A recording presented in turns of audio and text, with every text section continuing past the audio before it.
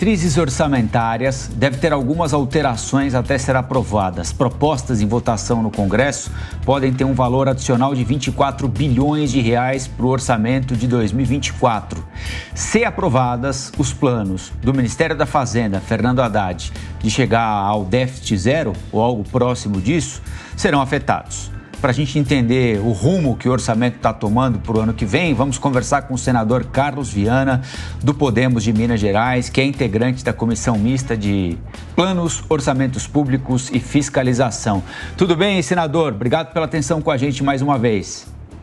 Obrigado. Bom dia, Rafael. Bom dia, Lívia. Bom dia a todos os nossos telespectadores da Jovem Pan. Senador, o desenho do orçamento até agora embica, como dizem em Minas Gerais, para que lado? Por lado da gastança ou por lado do déficit zero, senador? Olha, aqui em Minas há um ditado no interior que diz que quando a tarefa está difícil, a seca está embicando para o brejo. Então, no nosso caso hoje, eu posso dizer que essa questão do déficit zero em nosso país embicou para o brejo de uma maneira muito firme, porque a arrecadação, que é o principal ponto de aposta do governo, e quando nós votamos a LOA no ano passado, é bom deixar claro, essa LOA foi aprovada pelo presidente da República em janeiro desse ano. Primeiro a gente vota a LOA, depois nós votamos o orçamento. Primeiro você diz quanto o governo espera ter de orçamento, com a inflação, quanto vai gastar, você aprova essa lei, depois você aprova o orçamento, que é onde você vai gastar no que estava previsto. Então a LOA do ano passado, ela já previa 5,3 trilhões de reais e foram afastados naquele momento quase 4 bilhões de gastos para que ela pudesse caber no orçamento. Então o governo tomou posse em janeiro, fez uma aposta muito firme, eu falei isso aqui inclusive na Jovem Pan, no aumento da arrecadação, o que não aconteceu.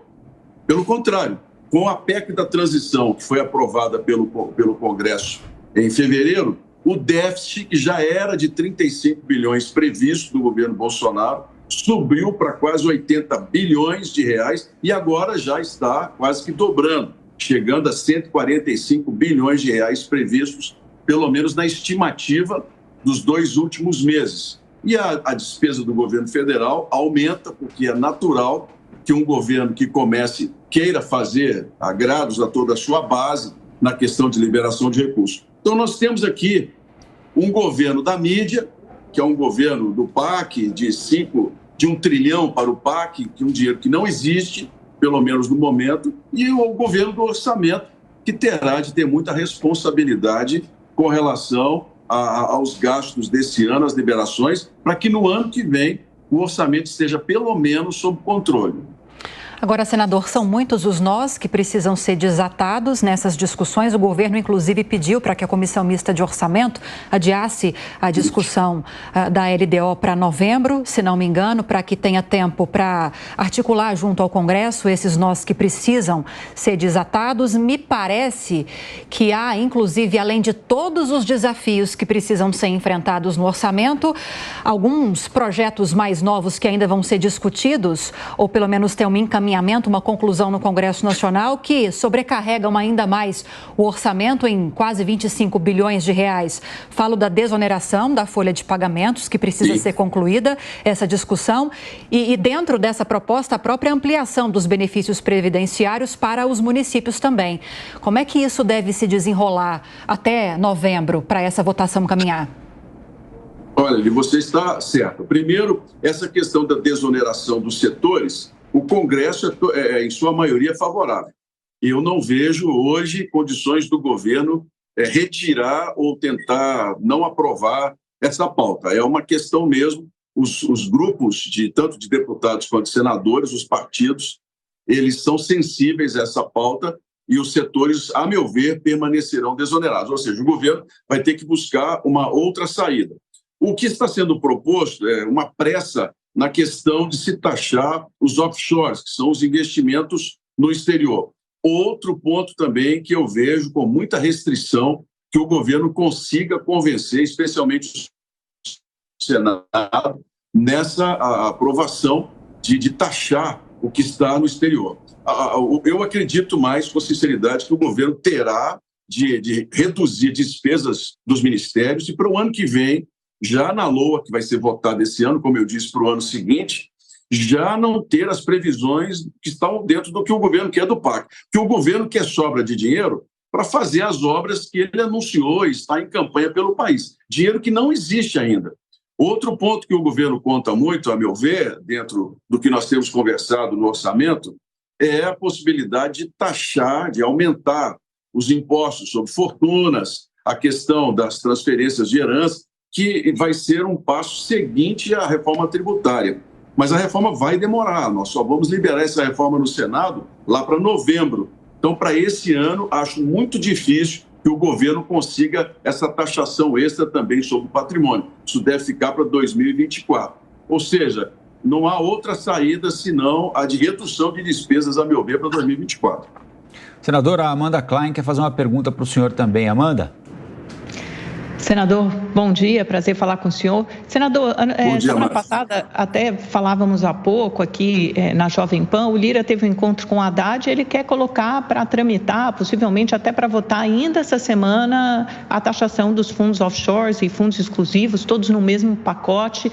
E a explicação, a justificativa para taxar isso parece ser algo popular, no sentido de fazer justiça tributária. Hoje nós temos alguns privilegiados super ricos que pagam menos impostos do que nós todos aqui nessa tela, que não temos milhões para ficar depositando num fundo exclusivo e termos alguns benefícios. Então, trata-se de igualar o tratamento tributário para todos os brasileiros. Isso é uma questão não só de arrecadação, mas parece ser uma questão de justiça. Até o Roberto Campos Neto teve numa audiência na semana passada, acho que na Câmara ou em alguma comissão mista, ele falou o seguinte: olha, eu sou a favor da taxação dos offshores, inclusive acho que tem que ser 10%, acho que 6% é pouco.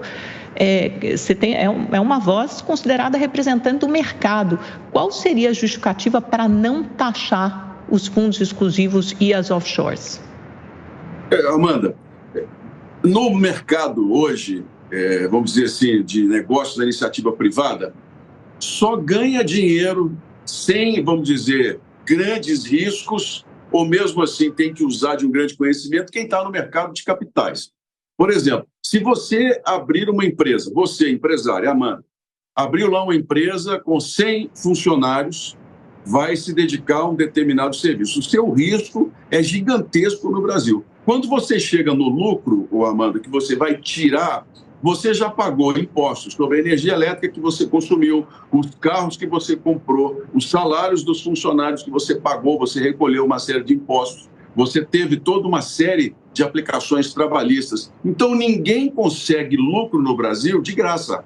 Essa é uma visão da esquerda que é totalmente infundada. Uma mineradora, por exemplo, que é um assunto muito discutido.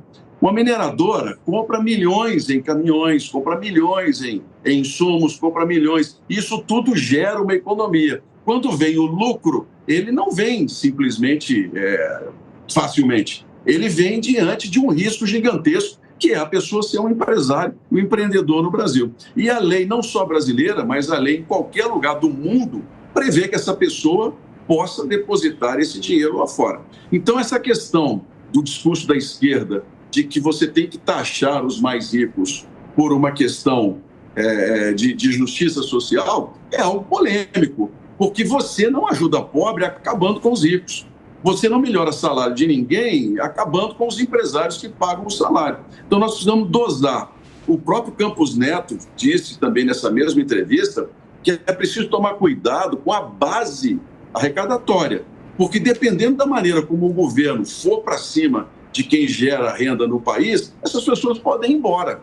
Isso acontece com muita facilidade. Hoje você, se quiser fazer um investimento em Portugal, na União Europeia, você consegue fazer muito mais facilmente do que no Brasil. Então nós temos que pensar, primeiramente, na questão do offshore, assim, quais os setores que realmente não tiveram risco e que podem ser melhor taxados ou estão subtaxados.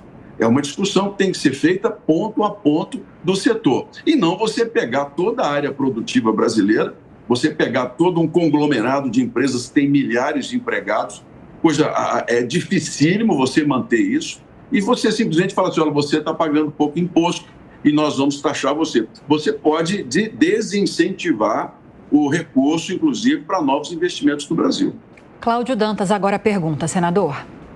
Bom dia, senador. Bem-vindo ao Jornal da Manhã. O senhor estava mencionando justamente sobre a necessidade até de cortes aí em relação a investimentos do PAC para o próximo ano.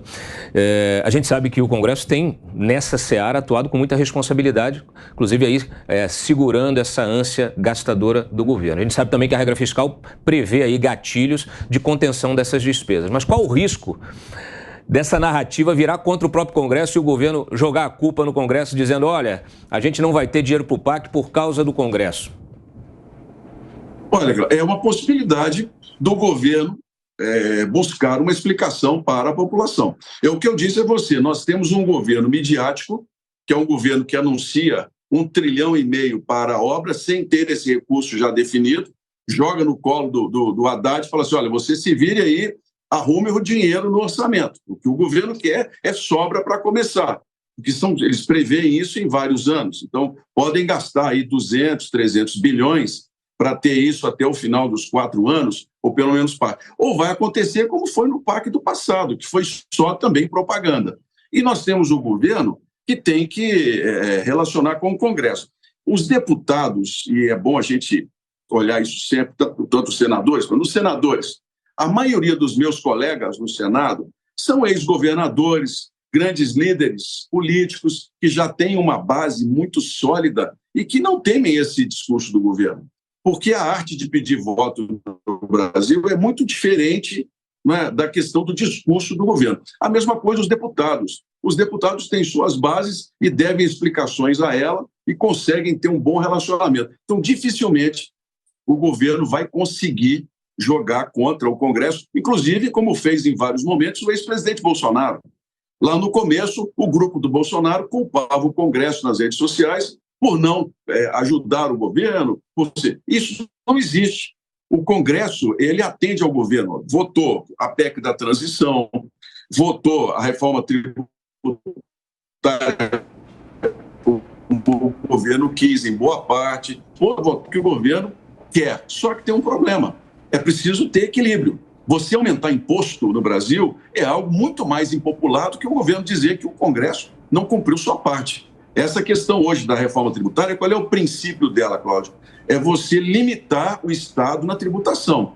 Porque qualquer governo, você vê aqui em Minas, por exemplo, Minas Gerais, promessa do governador de que não haveria aumento de imposto, aumentou 2% do ICMS agora para produtos que eles consideram não importantes, né? Produtos não essenciais. Então, todo governo tem a tentação de querer aumentar imposto. O governo federal quer esse aumento de impostos sobre vários pontos, justamente para poder executar o discurso dele de gastos e investimentos, e não vai conseguir. Agora, o Congresso ele está disposto a discutir e a votar, desde que isso não aumente a carga tributária no Brasil, é a minha visão. Sim, nós conversamos com o senador Carlos Viana, do Podemos de Minas Gerais, integrante da Comissão de Orçamento. Senador, muito obrigado, boa semana para o senhor, até a próxima. Para vocês também, um bom trabalho a todos. Muito obrigado.